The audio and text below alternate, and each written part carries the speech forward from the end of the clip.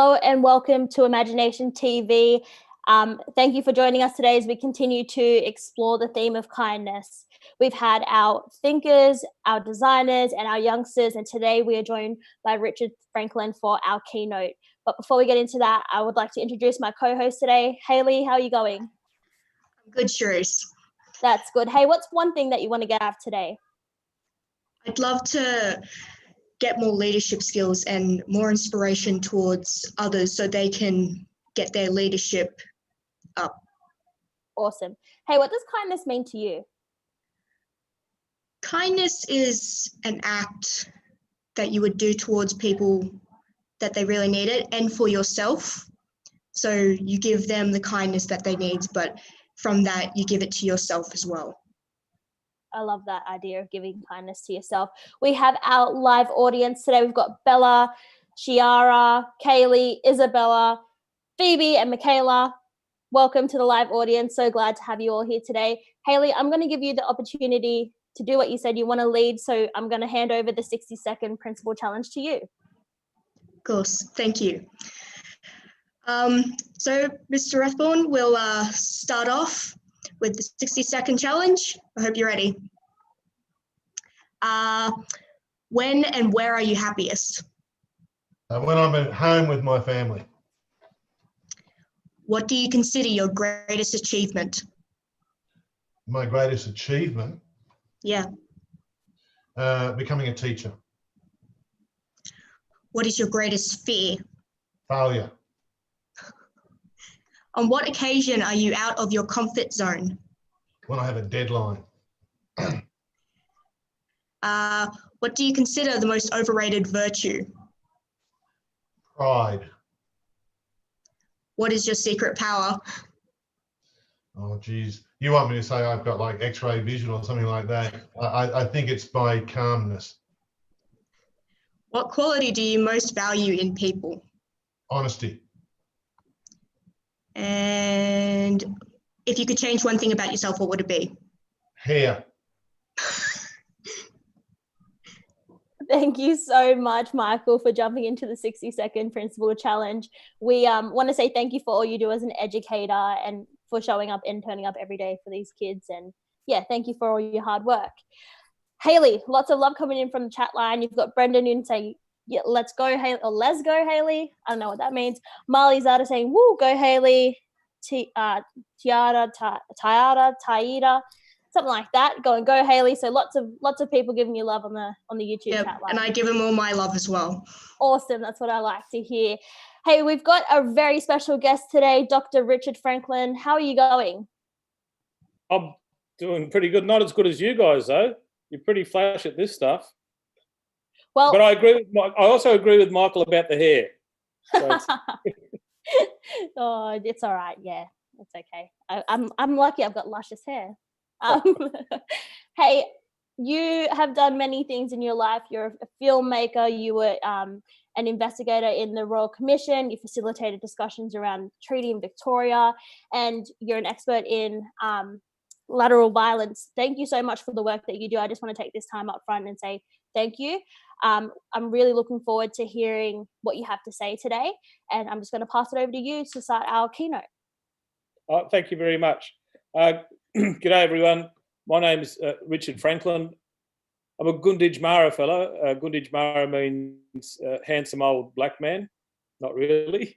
My background has been very interesting. I left home when I was about 14. Came back home not long after. Ended up in Orange in New South Wales. From there, I was in the military twice.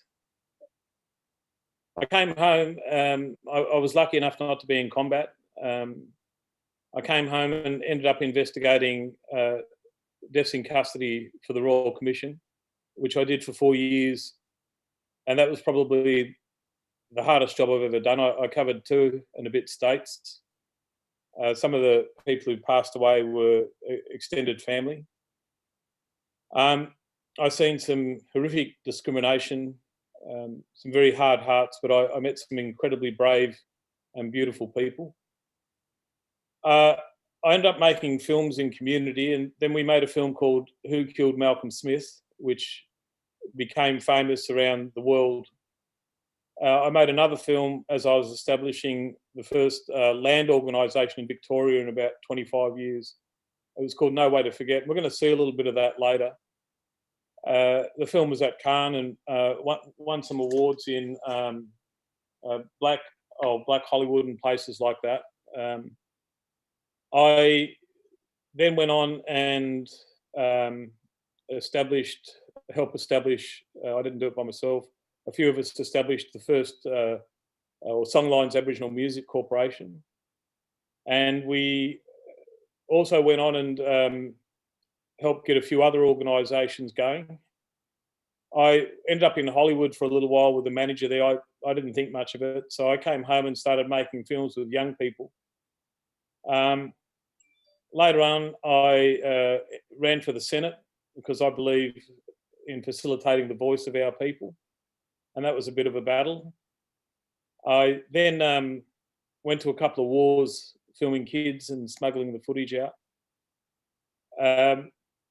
I then went back to school and I did a master's degree in the art of voice. I then began working in lateral violence and cultural safety. And my partner and I, we used to take in a mob of foster kids at once. I used to take over the house, which is a lot of fun. I've got 4 kids and a few young ones who call me Pipe, which means dad in my language. My partner's an English teacher. We still both do a lot of community work. I started work at the Melbourne Uni, the Faculty of Fine Arts and Music, and I'm an associate professor there now, and I did a higher doctorate. My father was a non-Aboriginal man, and he passed away when I was 6. So how I did my higher doctorate was a little bit different to most people. I wrote down most of my life in letters to my father. And I'd published a couple of other novels before, so I drew on those. Some of the films I made were quite powerful. One helped to get the Prime Minister of Australia investigated by the United Nations. A play I did, Conversations with the Dead, which became reasonably famous, was at the United Nations and showed around the world a little bit. That play helped get the Koori Court Bill through and helped get elders sitting on the court bench in Victoria. I was very honoured about that. Some young people have put that play on. So I drew on those plays in the letters to my father and on some of my novels. Now I'm reclaiming language through song. And the other thing I'm doing, my partner and I bought some acreage. We went halves with the bank, and we're building a ceremony ground. The idea of the ceremony ground is to make it welcome to lots of different cultures and people, and to try and forge a pathway forward for a tomorrow Australia. We believe that the only way forward for us as a nation is together, and the only way to do that is if we embrace the past and plant seeds here in the present with you young people, so that you can create a vision for the future. So that's me, basically, and I want to show you a little bit of the work that I do and give you a bit of an insight. So one of the things that inspired me to do this work, I was in a war zone where the young people would sneak out at night to learn their language, their culture and their dances. And I learned so much, and I had to reflect on myself as a senior Aboriginal man and where I fitted in the world. This is my company, Corrine, which means south wind, and that bird there is Wah, that's my totem. He's very strong for me. He's the trickster. I'm always playing tricks on my kids, and he's also a life giver. Yeah. So we'll go to the next slide. So this is Captain Cook, and what I was taught when we were young was that Captain Cook discovered Australia, But the mindset that I have, and I believe we all should have, is that when Cook landed, he never actually landed on Australia. There was no Australia.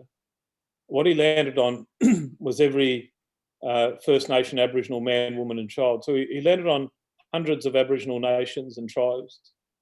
And there's a thing called transgenerational trauma, which I want to show you about. So in a way, he's still landing on us. Next slide, thanks. So this is what Cook said he landed on. But the reality is, the next slide shows us that this is what Cook actually landed on. So we see that there's lots and lots of different tribes and nations, and everyone has their different language groups and different ways of tapping into Mother Earth. And down here, you probably can't see, but down the bottom there is the Gunditj Mara people, and we're known as the extremely beautiful people, as you can see. So we'll just go to the next slide, thanks. So the question I had was, what was the past, what's the present, and what's the future? And how can we go about getting there? Next slide, please. So we see that we had villages. So this is villages in my mob, the Gunditj Mara. And we see there were dome huts. There was also big dormitory style huts. Next slide, please. And we see the dormitory style here. We also see that there were more than 3,000 people living sedentary lifestyles. That means living in a village against very complex, very complex aquaculture and farming. Now, 3,000 is interesting because in Western terms, that constitutes a town if you have services, and it was clear that we had services. Next slide, please. We also had a legal system which wasn't as barbaric as people make out. In fact, it was really about a mediation and about soothing grievances, and the worst punishment was being exiled from the community. The next slide is an example of a Nunanjeri, which is a neighbouring tribe, court system. And we had these all over Australia. So what these indicate, next slide, is that we had a society that was very stable and that was around for thousands of generations. Next slide, please. So this here is a way to describe society. So if we click these pretty quickly, thanks, Xavier, what we see is the bottom one's about basic needs, biological and physiological. And we're motivated to move upwards, every individual and every group of people. And we move right through to a thing, right to the top, to a thing called self-actualization. Next slide. But this can be stopped if we're, keep clicking, Xavier. This can be stopped if we, just there will do, if our society is interrupted. And when we were interrupted, keep clicking, thanks, Xavier. What we see is that we actually had all of these things in place and they were quite strong pre-contact. And what happened when we got settled, colonised or invaded, whichever term you want to use, keep clicking, please. These things were, at that time we had a thing called cultural safety, and that was destroyed by colonisation. So cultural safety, when I was young, there wasn't a lot of it about. You weren't encouraged to speak your language or even to reclaim it. And the education system at that time said that Aborigines were a primitive Stone Age race that no longer existed. The Māori nurses came up with this term around 99, and they said cultural safety means the ability to practice your language and culture with no assault, challenge or denial of their identity. Click on, please, Xavier. So I went out and did a study and I interviewed 131 people with a team asking 90 questions about cultural safety. Now, it sounds boring, but it was actually really exciting because I actually met 131 heroes, real warriors fighting for young people, fighting for culture, language, doing these amazing things. And we learned that there's three forces for and against cultural safety. There's a force against it when it comes from the dominant culture pushing it onto us. telling us what's best for us. There's another one where we say we know what's best. The third one is a collaboration. That's the one I like, is where we work together to create a tomorrow Australia. And that's really exciting, because it actually means that we're creating a home for everybody. And that's, to me, that's the ultimate kindness of First Nation people. Next slide, please. Well, I won't worry about this slide. We'll keep going because we don't have a lot of time. This fellow here is John Fire Lame Deer, and what he said was there were no prisons in pre-contact times for most First Nation mob, but there was a judicial process. And he said if someone was hungry, they generally got fed and looked after. And he said what we're taught basically is that we were really in bad shape before the white man arrived. And I don't know how to explain how we were able to manage without these fundamental things that, so they tell us, are so necessary for a civilised society. So he was saying, well, we were in such a bad shape for such a long time, they had to come and save us, which wasn't the case at all, of course. We were in a great situation, and we were progressing as a society in that shape would and should. Keep going, please, Xavier. So what's the way forward? Well, what happened, this is the way back. Our cultural safety was taken from us, and it was replaced with the really basics. So in the mission days, we were not seen as human. There was a law that actually said we weren't human, and we had very little voice. And a lot of people fought to get voice. A lot of First Nation people and a lot of non-Aboriginal people stood up. And we started saying, well, hold on, there were battles and there were massacres, and that our tribal structure was destroyed. And some very brave people built organisations. Others served in the military, like myself and my grandfather and uncles. We all contributed. But even then, to be seen as human was very difficult. So, click on, please, Xavier. Do we return to this? Because when I drive around country, this is what I see. And I meet all this mob from different tribes with incredible stories of survival and achievement and great creation stories and incredible beauty. And I receive great acts of kindness everywhere I go. And I see these people enacting great kindness and welcome. Keep going, please, Xavier. So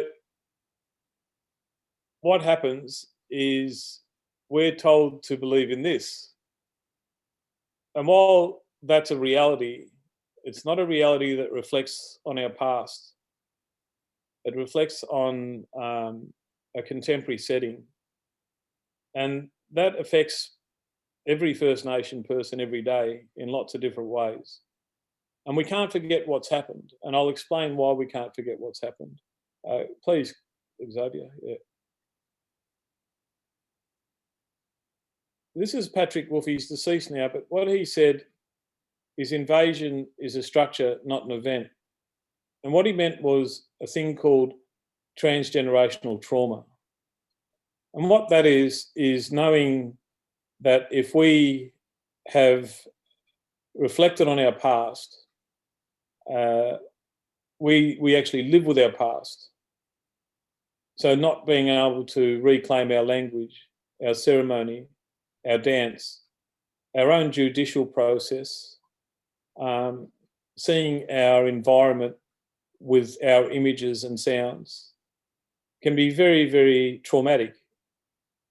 Now, what I want to put to you young people is this. If transgenerational trauma is real, so is transgenerational resistance. And there's lots of ways to resist. It doesn't have to be a violent way. I used arts as a way to resist. And I believe that when you've got art, you've got voice. And when you've got voice, you've got freedom. And with freedom comes responsibility. Any act of peaceful resistance is an act of voice. And I find freedom in myself by being a better contributor to the world. And I've done that with art, and I've been relatively successful. And I've used all of the tools that you see up here at the moment: music, film, plays, poetry, literature, visual arts, performance art, and social media. What I found was that I got to reach a lot of people, and it wasn't just my voice I was facilitating. I made the movie Stone Bros, which was the first feature-length Indigenous comedy. I was going to show a bit, but it shows some young fellas smoking yarndie, and I didn't think that'd be a good thing to put up there. What I did, though, I made this film, and it was the first film to win an AFI award by a First Nation Australian, myself, and it was at Cannes, and it was about me investigating deaths in custody and what that job was like. I'll let you have a quick look at the clip for it.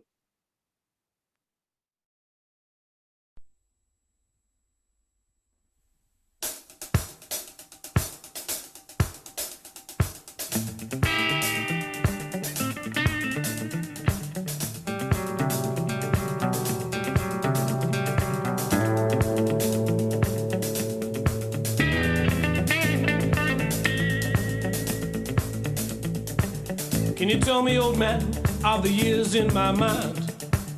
All these memories I can't seem to find. This place I know, that's a flood of broken dreams. All these memories are still a part of me. I won't forget all this hiding deep inside. I can't forget all the tears in their eyes, in their eyes.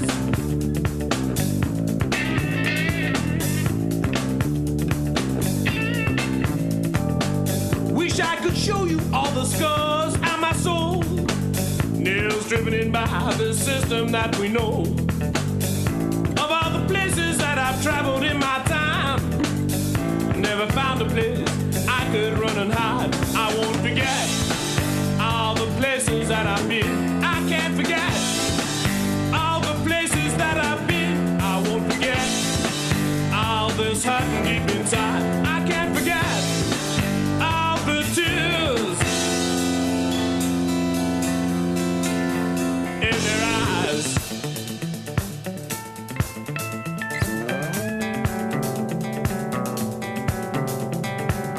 Can you tell me, old man, of the years in my mind? All these memories I can't seem to find. This place I know, that's a flood of broken dreams.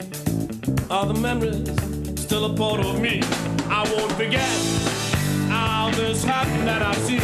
I can't forget all the places that I've been. I won't forget all this happened deep inside. I can't forget all the tears, all the tears, all the tears, all the tears, all the tears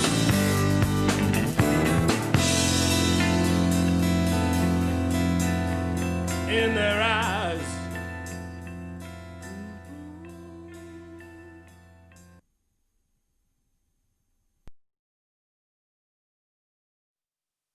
So there's a lot of great artists, in my opinion, that use voice. Just back one slide, thanks.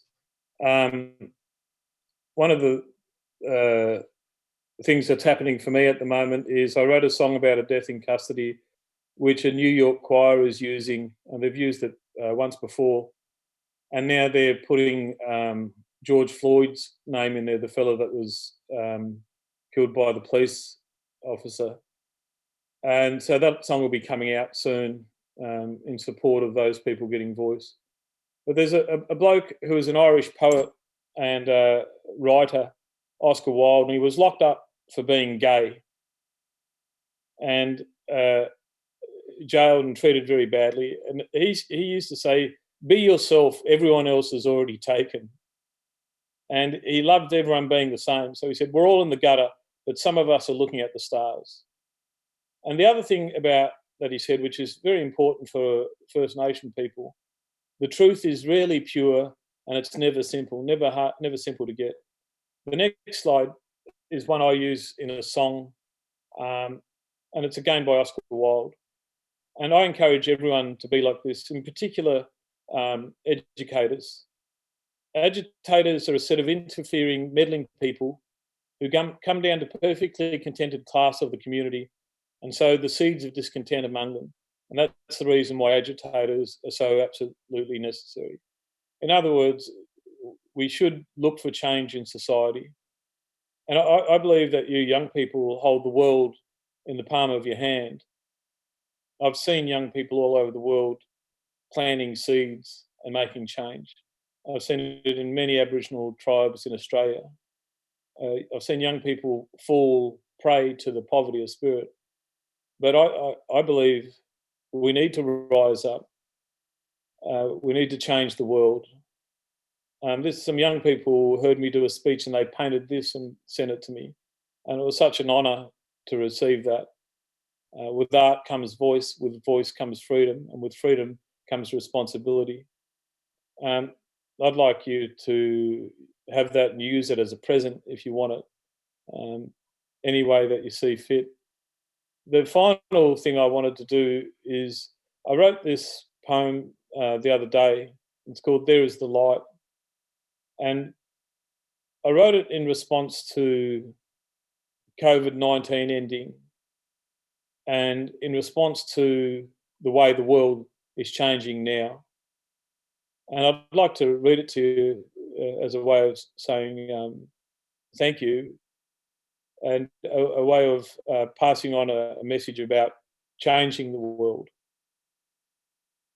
There is the light, far off, but closer than it was.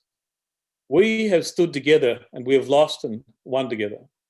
We have risen together against the impossible. Rise up, the fight is not yet over. We must rally again. Rise up.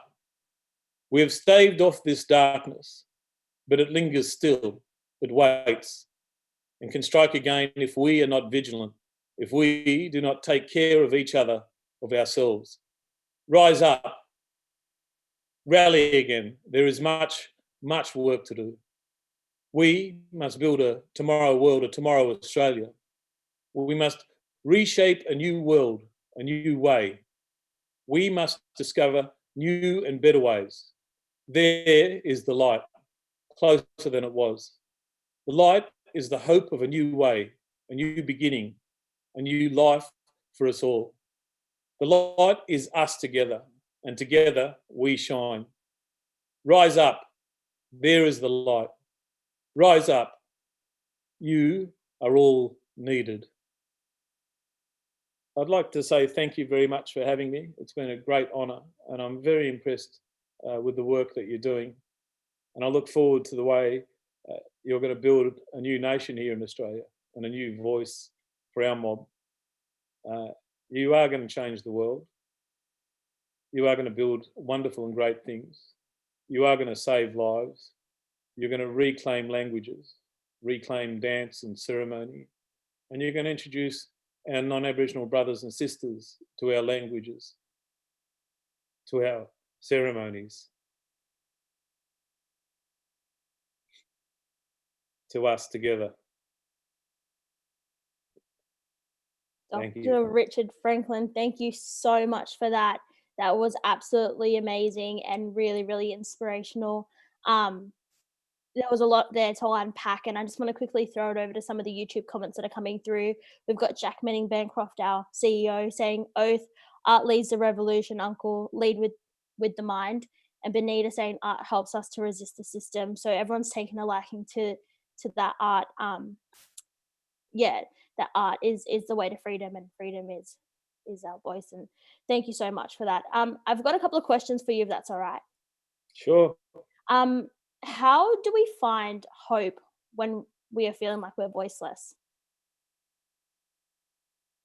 We have voice, if not to the world, then we have voice to each other. And hope is about having a vision, and having a vision is seeing hope in each other. So it's a circle. I see it every day, even at times when I've almost been on my knees from grief. You look up and somewhere there's a light, somewhere there's a gentle hand, an act of love or kindness. It's always there. Sometimes you have to fight yourself to see the hope. Yeah, and again, like that, just that word kindness comes back into it, and it always comes down to kindness at the end of the day as well. And yeah, thank you for answering that. What does having a voice look like for young people and for our allies? Well, I think it's very difficult for young people because social media is overwhelming you with so many issues and choices, and there's so many opinions out there. I think a voice is about having a common vision for victory. And once you know what your vision for victory is, then it's creating the steps towards that victory. I think it's about having the courage to love with an open hand, the ability to recognise those who will not betray you. It's the ability to have humility, to be able to give the gift of yourself, which takes a great act of courage, because in this day and age you give yourself and often get hurt. But it's also, I think, ultimately knowing that you dare to dream beyond your capabilities, because the capabilities will come. I think the responsibility for young people is phenomenal. It's hard, but I know that you can carry it. I know that you can do it. I always tried to have one or two elders, white or black, that I could lean on and go to for advice. Whether they were old bush people, whether they were chargy, naughty ones, or whether they were teachers or whoever. Someone who had a kind heart and a wise word. That helped me find a vision for victory. My vision for victory now is build that ceremony ground, see lots of cultures dancing on it, reclaim some language. And they said to me, "Oh, I suppose you want to run it, old man?" I said, "No." I said, "I want to be the gardener." Well, I really hope that vision comes to life. And I like what you said about seeing, what was it, like setting yourself beyond capabilities, because we have a saying here, it's shoot for the moon, and even if you miss, you land amongst the stars. So always go for the bigger, better thing, and say, yeah, your goals way beyond what you think's possible, because anything really is possible if you push yourself further enough. So thank you for that. Haley, do you have any questions? Yes, I do. The way you talked, it really brought me back to all the stuff that's happening, especially to all that's happening to our Black nation, especially in America as well. How do you feel about the protests and riots that's happening there? I think it's time for change. It's time that we change the world. I think that there are too many people not just hungry with their bellies, but hungry with their spirit. I think there's a poverty of spirit where people want more than they need, and at the expense of others. I think the corporations take too much. I think that we need change.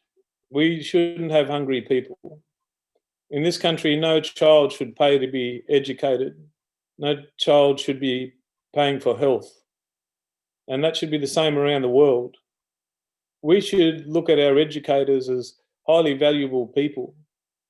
We should look at our health professionals as highly valuable people, at those who contribute to fight welfare. We can only become better, but we can only become better if we challenge the authorities and the structures that we have at the moment. I don't know the complete answer, but the answer always comes from the people. But if we keep, as a world society, treating the people as the enemy, as the problem, then we will have a bigger problem than we can ever handle. We need change. we need voice, and we need everyone to be on the same level of food, of resources, of ability to contribute. I don't believe I believe very few people are born truly evil, but I think we create evil by depriving people of good things, of access to good things. I think we're going to win. I think we're going to change the world. And if we don't change it completely this time, this will be a significant rung on the ladder towards complete change. I think what we will end up with is lots of questions about where do I fit? How do I fit? How can I be safe? How can my grandchildren be safe? Where can I put my language to be safe? So I say, rise up, and rise up without violence. Take the knee, rise up and change the world. Rise up. Yes, I wholeheartedly agree with that. We should use our voice with our art and our dance and how we tell our stories and pass it on to our next generation so they can change our future. I wholeheartedly agree. And I thank you. Yeah, thank you for that beautiful answer. There was a lot in there about speaking about the change and the change that's going to happen. I think like we're exploring the idea of change yesterday, and sometimes it's a really scary thing to change and to open up the next door, but I think it's so important, so crucial. We have another comment coming in from Jack again, saying, "We will change. I have no doubt. There's thousands of torch carriers here running with you in that vision." So yeah, change is so crucial to the growth and everything. So thank you for speaking on that. The classroom, do you guys have any questions?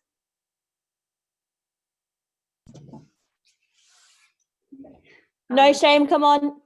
We don't have any questions, but thank you for sharing your story with us. It's an honour. I can't believe there's so many of you mob and you've got no questions. I was going to email you $50 each too.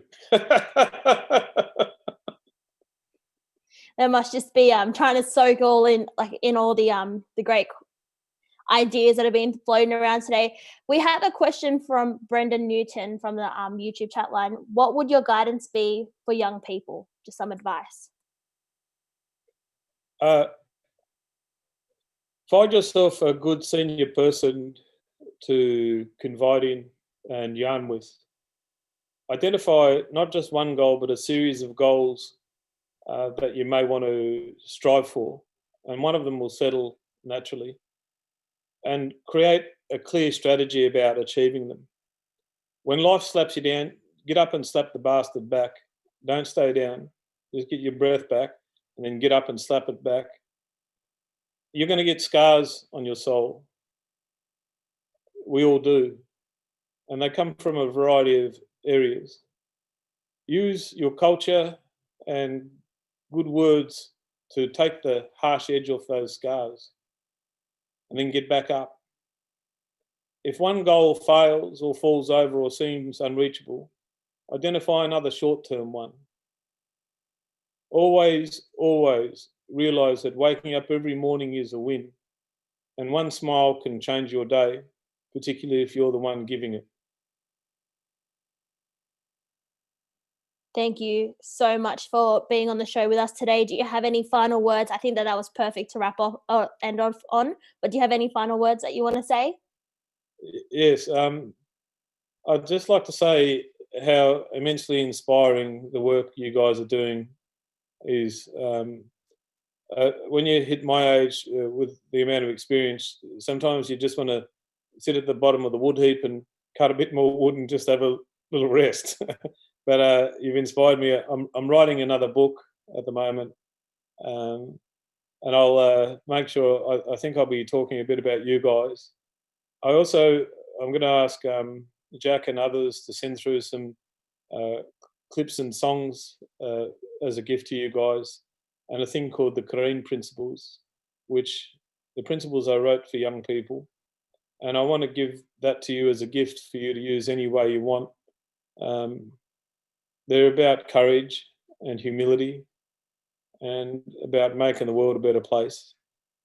So in closing for me, I just want to say much love and respect. Keep fighting. I'm looking forward to the world that you guys create. And I'm sorry that us oldies left it in such a shitty shape. Thank you so much. I cannot wait to read your new book that's coming out. And yeah, we really appreciate having you on the show and being here today. So thank you so much. Yeah, Hayley, how are you feeling? You just hosted your first show. I feel great. I feel inspired. I just loved it so much. I kind of teared up about all the stuff that just happened, and that really hit me because it's my people as well, and I just want to be a part of that. As he said, we will rise up, we will change the future, and we will do good. Absolutely. And I can't think of a better way to end the show than that. So thank you everyone for joining us today and for being part of this conversation. And we'll see you next time.